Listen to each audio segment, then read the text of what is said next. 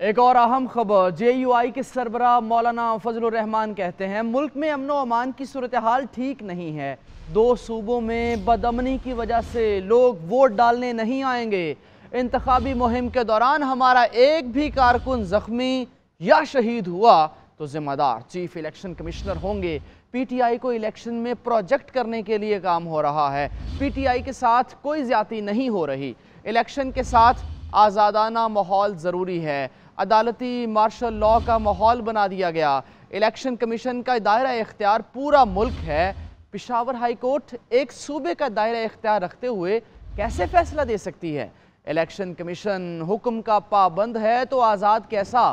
امیدواروں کے کاغذات نامزدگی چھیننا غلط ہے۔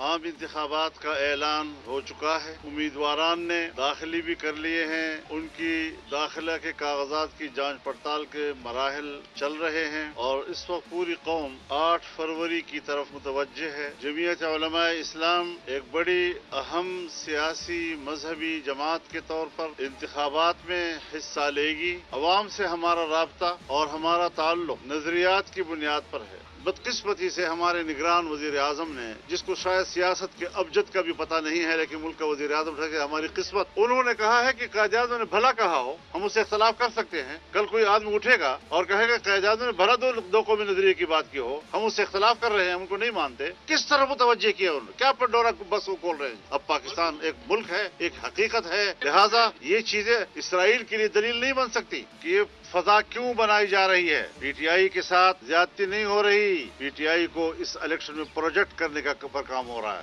ملک کی معیشت تباہ ہو رہی ہے۔ وہ کو پتا ہے کہ ملک کی معیشت کی تباہی ان کا ایجنڈا تھا اور اگر دوبارہ آتے ہیں تو ملک کی تقسیم کا سبب بنیں گے اور کوئی نتیجہ نہیں نکلے گا۔ لہٰذا اس عنصر کے خلاف قوم کو ایک صف ہونا ہوگا اور ان چیزوں پہ نہ جائے روزمرہ کے نظریاتی طور پر سوچے کہ یہ لوگ کون ہیں۔